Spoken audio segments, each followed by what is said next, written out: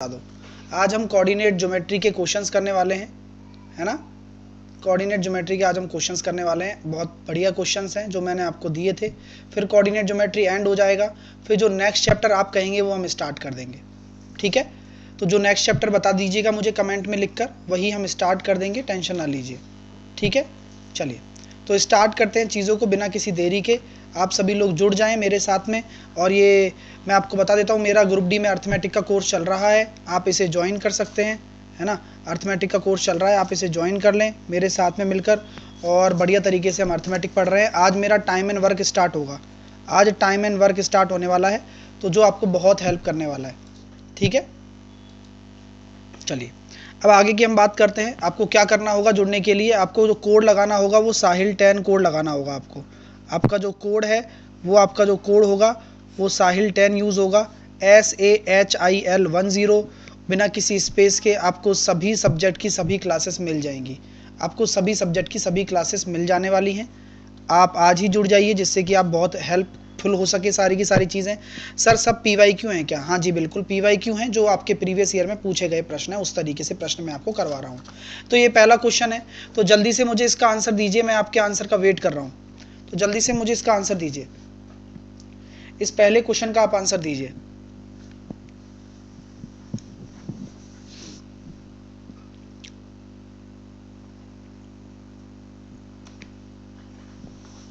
जल्दी से बताओ। हाँ, तो यहाँ पर इस क्वेश्चन का आपको आंसर देना चाहिए, क्योंकि यहाँ बोला गया है कि बिंदु P रेखाखंड AB का मध्य बिंदु है और P के कोऑर्डिनेट आपको दे रखे हैं 3:1। ये आपका क्या है? P के क्या कोऑर्डिनेट हैं? ये P के कोऑर्डिनेट है 3:1, और बोला गया है कि भैया A के कोऑर्डिनेट बता दो। मैंने इसको x और y मान लिया, और आपको B का कोऑर्डिनेट दे रखा है कितना? 5 और -4, ठीक है ना। तो क्या हम ये कह सकते हैं आप लोगों से कि बिल्कुल सही जवाब हो जाएगा सर? इस तरह से इस प्रश्न को आप कर लीजिए।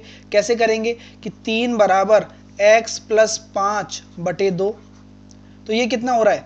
6। तो x बराबर तो आ गया आपका 1, x बराबर आपका 1 निकल कर आ गया, x बराबर 1 निकल कर आ गया। अब y कोऑर्डिनेट अगर मुझे निकालना होगा तो मैं कैसे निकालूंगा कि मिड पॉइंट आपका 1 दे रखा है, y प्लस हो जाएगा माइनस हो जाएगा, -4/2, तो यहाँ से कितना हो जाएगा? y बराबर 6।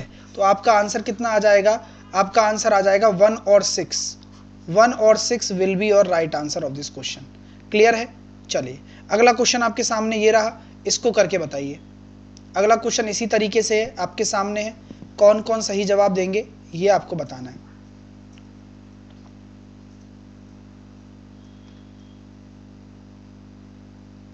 इंग्लिश में 4 है क्या? ठीक है, इंग्लिश में 4 है तो इसको -4 कर दो, है ना। -4 है तो इसको सही हो जाएगा, ठीक है। डेटा इंटरप्रिटेशन शुरू कर दें? दीपा कह रही है डेटा इंटरप्रिटेशन, आपकी क्या राय है मुझे बता दो, फिर मैं उसी हिसाब से ले लूँगा।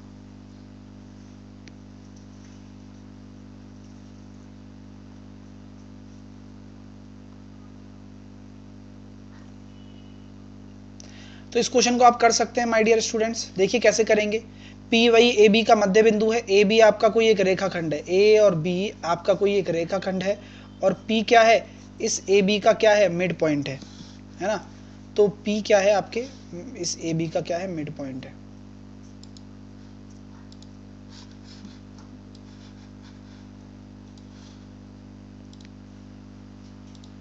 चलिए तो यहाँ पर आप इसको सॉल्व कर सकते हैं माय डियर स्टूडेंट कि यहाँ पर P जो है वो AB का क्या है? मिड पॉइंट है।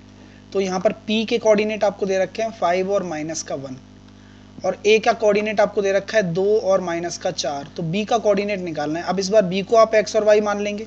B को अगर आप x और y मान लेते हैं तो आपके सामने क्या हो जाएगा?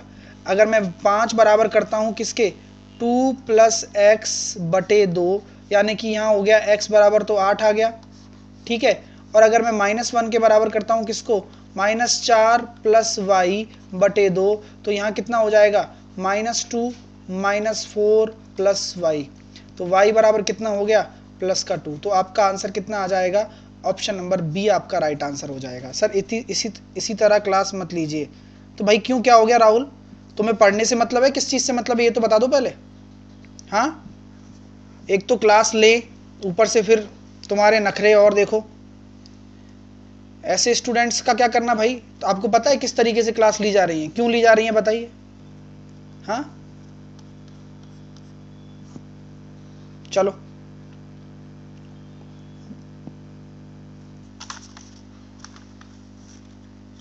सर फॉर्मूले के साथ बताते तो अच्छा होता। गोविंद कुमार आप रेगुलर तो हो नहीं, फिर ये बातें कर रहे हो। हाँ रेगुलर रहो, सारी चीज़ें बेसिक से करवाई हुई हैं, है ना, सारी चीज़ें बेसिक से करवाई हुई हैं, फॉर्मूले बचपन से बताए हुए हैं आपको। कितनी सारी क्लासेस करवा दी, पता है क्या? कौन सा पार्ट आपका चल रहा है आज? आज आपका चल रहा है पार्ट 6वां। ऑलरेडी कितनी सारी क्लासेस हो चुकी हैं। तो क्या बोला गया है? पी रेखाखंड ए बी का मध्य बिंदु है और पी रेखाखंड ए बी का मध्य बिंदु है। पी के कोऑर्डिनेट दे रखे हैं, ए के कोऑर्डिनेट दे रखे हैं, ठीक है। हाँ भाई अटका नहीं है विश्वजीत, वो नंबर सिस्टम वही था जो मैंने आपको करवाया है, वो सीजीएल के मतलब का था, आपके मतलब का नहीं है। आप मेरी पुरानी वीडियो देख सकते हैं, उसमें पूरा हुआ है, ठीक है। ठीक है, तो परेशान मत हुआ करो, आप ज़्यादा परेशान लगते हो मेरे को। तो ए बी आपका क्या है? एक रेखाखंड है जिसका मध्य बिंदु क्या है? पी है। मिड पॉइंट आपका क्या है? पी है। पी के कोऑर्डिनेट आपको दे रखे हैं 1 और 3, ए के कोऑर्डिनेट दे रखे हैं -3 और 8, तो बी के कोऑर्डिनेट आपको निकालने हैं। फिर से मैं एक्स वाई मान लेता हूँ, तो यहाँ से कितना हो जाएगा? x - 3/2 बराबर 1, तो यहाँ से x बराबर तो निकल कर आ गया 5, x बराबर 5 आ गया। अगर मैं y कोऑर्डिनेट निकालना चाहूँ तो कितना हो जाएगा? 8 + y/2 बराबर हो गया 3, तो y कोऑर्डिनेट कितना आ जाएगा? -2। तो आंसर क्या आ जाएगा? Option number D will be your right answer. Option number D will be your right answer. Next question करिए। आप लोगों के लिए अगला प्रश्न आ चुका है और अच्छा क्वेश्चन है, सारे के सारे बेहतरीन क्वेश्चन हैं। समझ में आ रही है बात आपको? तो आंसर दीजिए, कैसे करेंगे इस क्वेश्चन को बताओ।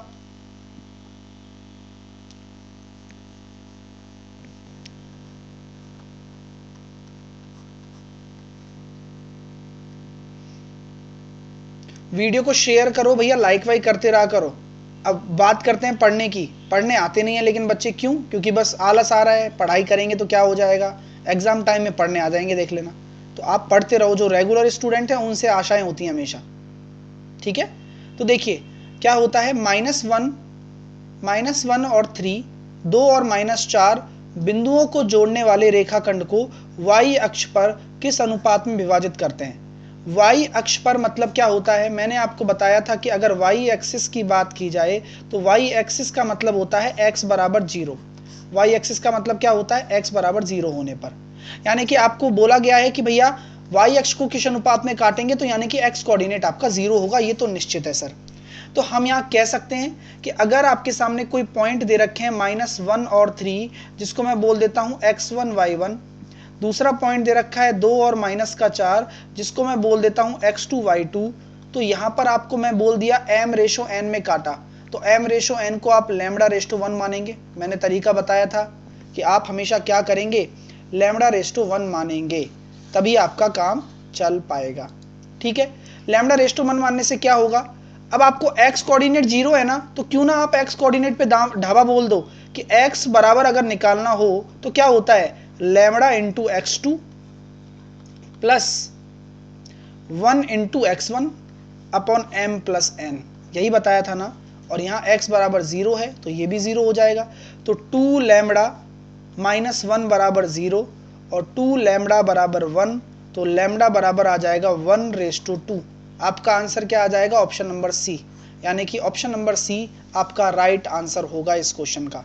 तो जो आंसर दे रहे हैं 2:1, तो वो गलत हो गया ना एक तरीके से, अगर देखा जाए तो वो हो गया गलत। बात समझ में आ रही है? कोई शॉर्ट ट्रिक है सर? ये शॉर्ट ट्रिक है जिगर पांडे, ये सबसे शॉर्ट ट्रिक है ना। एक शॉर्ट ट्रिक ये होती है जिगर, जब अपन को आंसर पता हो हम डायरेक्टली लगा सकते हैं, अन्यथा सॉल्व करना पड़ता है, ठीक है। बाकी तो फिर आपको पता है, बाकी तो सब गणित है, ठीक है। तो उम्मीद करता हूं क्लियर हो गया होगा, ऑप्शन नंबर सी आपका आंसर हो गया होगा, ठीक है। अगला क्वेश्चन आप करके बताएं, मुझे जल्दी से करके बताएं अगला क्वेश्चन का आंसर क्या होगा। कि सी और डी आपके 2 पॉइंट हैं, तो इनके मिड पॉइंट के कोऑर्डिनेट क्या होंगे? बोलो, मिड पॉइंट के कोऑर्डिनेट क्या होंगे? तो मैं बोल देता हूँ -7/2 -5 + 3/2, तो कितना आ रहा है? -2 और -1, तो -2 और -1 आपका आंसर आ जाएगा। सर संडे को वेस्ट बंगाल मिसलिनियस का एग्जाम था, मैथ में 24 हुआ, संडे को डीआरडीओ का क्लास से 2 हूबहू क्वेश्चन आया। बहुत बढ़िया आकाश, इसलिए कहता हूँ भैया रेगुलर पढ़ो, लेकिन पेपर तो तभी अच्छा होगा ना जब आप रेगुलर पढ़ोगे। कॉन्ग्रेचुलेशन आकाश, आज आपने दिन बना दिया। अच्छी बात लगती है जब कोई पेपर में डायरेक्टली क्लास में कराया हुआ क्वेश्चन आता है। तो अगला क्वेश्चन आपके सामने ये है, करके बताओ फटाफट से। उस रेखा का समीकरण क्या होगा जो बिंदु -1 और 3 से होकर गुजर रही हो और x अक्ष को 4 पर काटती हो। कोई रेखा अगर -1 और 3 से गुजर रही है ना, तो सेटिस्फाई कराओ। कौन सा ऑप्शन आ रहा है? तो क्या हम ये कह सकते हैं कि अगर इस इक्वेशन को सेटिस्फाई कराएंगे तो कितना आ जाएगा? -3 और -15। बैठ रहा है क्या? नहीं बैठ रहा। कितना आ जाएगा? -3 + 15। बैठ रहा है सर, बी हो सकता है। और कुछ हो सकता है क्या? क्या बोल रहे हैं भाई? -3 और +15 नहीं बैठ रहा। -3 और -15 नहीं बैठा। तो आंसर क्या आ जाएगा आपका? आंसर क्या निकल कर आ जाएगा? जल्दी से बता दो। तो 3x + 5y = 12 यही आ सकता है, और कोई आंसर नहीं बनता है, और कोई आंसर नहीं बनेगा डियर। ठीक है, समझ में आ रही है बात? क्लियर हो रही है आपको? चलिए, तो यहाँ पर आपके कॉन्सेप्ट हमेशा क्लियर होने चाहिए, और आप वीडियो को लाइक करते रहें, चीज़ों को सब्सक्राइब करते रहें चैनल को। ये मुझे अच्छा लगेगा, अगर आप लाइक करेंगे तो मुझे बहुत अच्छा लगेगा, क्योंकि आपको मैं बढ़िया तरीके से हर एक कॉन्सेप्ट क्लियर कर रहा हूँ। ठीक है, चलिए अगला क्वेश्चन आपके सामने है, इसका बताओ क्या होगा। चलो, कौन बताएगा? आपको क्या दे रखा है? एक रेखा का समीकरण दे रखा है। आपको रेखा का समीकरण पूछा है और 2 पॉइंट आपको दे रखे हैं। अगर 2 पॉइंट आपको गिवन हो और रेखा का समीकरण पूछा जाए, 2 पॉइंट अगर गिवन हो और रेखा का समीकरण पूछा जाए, तो कैसे निकालोगे? पहले तो आप स्लोप निकालोगे, है ना? ठीक है, पहले तो आप स्लोप निकालोगे। क्या निकालोगे? स्लोप। प्रवणता कैसे निकालते हैं? अगर ये x1 y1 है और ये x2 y2 है, तो प्रवणता क्या हो जाएगा? स्लोप क्या हो जाएगा? y2 - y1 upon x2 - x1। तो कितना हो गया? -5 +5 -1 आपका क्या हो गया? स्लोप हो गया। तो रेखा का समीकरण क्या होता है? y - y1 m into x - x1, m into x - x1। तो यहां से देखो y -2 -x और -1 आ रहा है, तो यहां से आ रहा है y + x = 1। तो यहाँ पे आपका आंसर आ जाएगा option number B, y + x = 1 आपका आंसर आ गया। ठीक है, तो आपका option number B right answer होगा, और उम्मीद करता हूं कि आपको क्लियर हो गया होगा आंसर।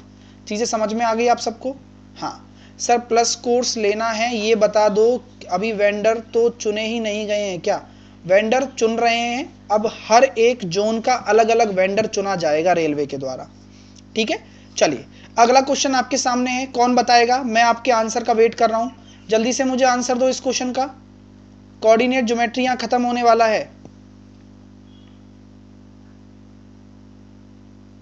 तो क्या हम ये बोल सकते हैं कि k का पता लगाओ कि अगर ये 2 लाइन आपको दे रखी होती हैं, तो 2 लाइन अगर आपस में परपेंडिकुलर होती हैं तो क्या होता है? मैंने बताया था ना कि दोनों की प्रवणताओं का गुणनफल -1 के बराबर होना चाहिए सर। तो प्रवणता क्या हो जाएगी इस वाले की? -xyy गुणा -xyy बराबर -1। तो यहाँ माइनस से माइनस कट गया, इस माइनस से ये माइनस कट गया, 3 से 3 कट गया, k बराबर आ जाएगा आपका 2 निकल कर। ठीक है, k बराबर आपका निकल कर आ जाएगा 2। माय डियर, समझ में आ गया आप लोगों को? चीज़ें क्लियर हो रही हैं सबको? बहुत अच्छी बात है ना? बहुत बढ़िया भाई, अच्छे से पढ़ते रहो बस। ये क्वेश्चन देखिए कैसे करेंगे। इस क्वेश्चन को आप कैसे करोगे? चलो इस क्वेश्चन को करके बताओ। बिंदु P खंड AB का मध्य बिंदु है, तो बिंदु P के कोऑर्डिनेट आपको दे रखे हैं, B के कोऑर्डिनेट दे रखे हैं, A के कोऑर्डिनेट निकालने हैं। आसानी से कर सकते हो इस क्वेश्चन को, बड़ी बात नहीं है। ठीक है, कोई बड़ी बात नहीं है, इस क्वेश्चन को आप आसानी से कर सकते थे। ठीक है, चलिए नेक्स्ट क्वेश्चन देखिए। ये क्वेश्चन आ गया 4x - 3y = 47 3x plus Y बराबर 32। इन दोनों रेखाओं का इंटरसेक्शन पॉइंट क्या हो जाएगा बताओ, इन दोनों रेखाओं का इंटरसेक्शन पॉइंट। तो सॉल्व कर लेंगे। 4x माइनस 3y बराबर अगर 47 है तो 3x प्लस वाई बराबर 32 है। तो कैसे सॉल्व करेंगे, इस इक्वेशन को 3 से मल्टीप्लाई कर दो। 3 से मल्टीप्लाई करने पर जो ऐड करेंगे तो ये हो गया 9 और 4 13, x बराबर 47 और 96 143। तो x बराबर आ जाएगा 11। x बराबर 11 कौन से ऑप्शन में आ रहा है, सिर्फ और सिर्फ सी ऑप्शन में आ रहा है। तो डायरेक्टली आप आंसर दे सकते हैं इस क्वेश्चन का।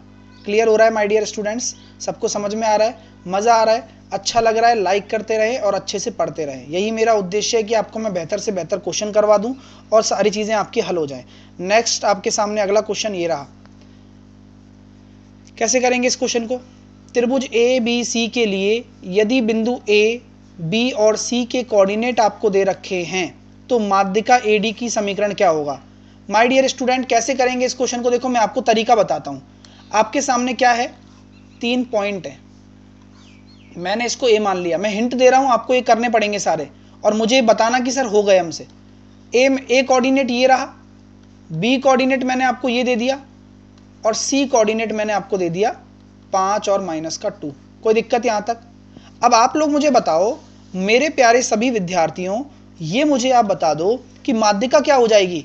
माध्यिका सर है ना सामने वाली भुजा के मिड पॉइंट पर जाकर मिलती है, यानी कि डी के कोऑर्डिनेट निकाल लोगे आप, इन दोनों का मिड पॉइंट ही तो है। बोलो, अगर डी अगर इन दोनों का मिड पॉइंट है तो अगर दो बिंदुओं के बीच की रेखा निकाल सकते हो तो मैं ये कह सकता हूँ 4 और -1 आ गया मिड पॉइंट, दोनों से संबंधित रेखा निकाल लेना, आंसर आ जाएगा। और मैं आपसे आंसर की उम्मीद कर रहा हूँ, बिल्कुल आंसर आना चाहिए। दो बिंदु हैं और इन दोनों से जो रेखा है एडी, यही तो निकालना है, एडी का समीकरण।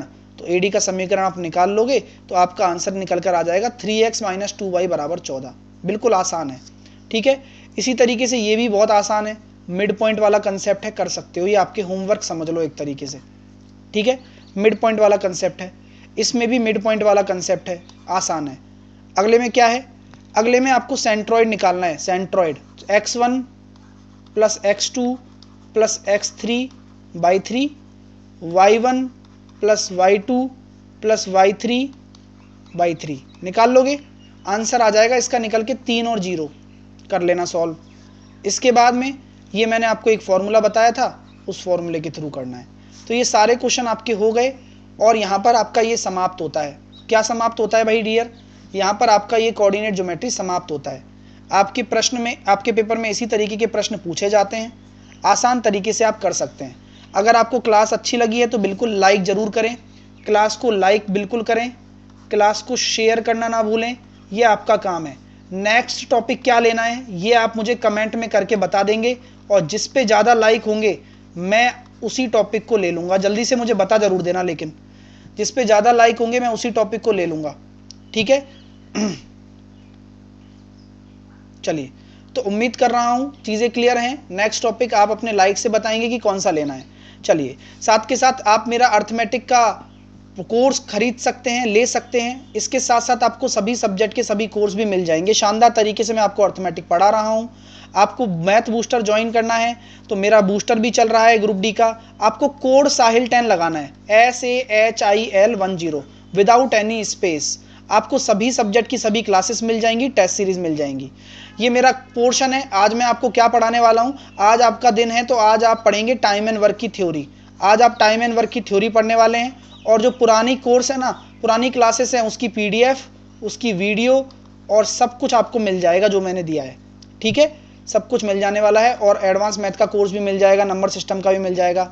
साहिल 10 कोड लगा के आप किसी भी कोर्स में एक्सेस ले सकते हैं, चाहे कोई सा भी कोर्स हो। तो मेरे साथ जुड़ें और मेरी पुरानी क्लासेस जो चल रही हैं उन सभी को देखकर आनंद उठाएं और शानदार कोर्स आपके सामने है। साहिल 10 आपको कैसे लगाना है, 10% की छूट के साथ लगेगा वो, ठीक है। अनअकैडमी लर्निंग ऐप पर जाकर प्ले स्टोर में आप रेलवे एग्जाम सेलेक्ट कर लेंगे। रेलवे एग्जाम सेलेक्ट करने के बाद में आप गेट सब्सक्रिप्शन पर जाएंगे। गेट सब्सक्रिप्शन पर जाकर 6 महीने का ले लेना, सभी सब्जेक्ट मिल जाएंगी, टेंशन मत लेना, ठीक है, रेलवे की।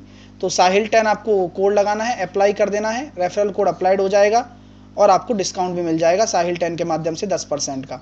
ये मेरा टेलीग्राम चैनल है, आप मुझे यहाँ फॉलो कर सकते हो, मैथ बाय साहिल सर। और मिलूंगा आपसे अगली क्लास में, तब तक के लिए take care, bye bye, hope you like it, love you all. ठीक है, बाय। तो मैं आपसे यही कहना चाहूँगा माय डियर स्टूडेंट कि बढ़िया तरीके से पढ़ते रहो और अच्छे से सारी चीज़ों को देखते रहो।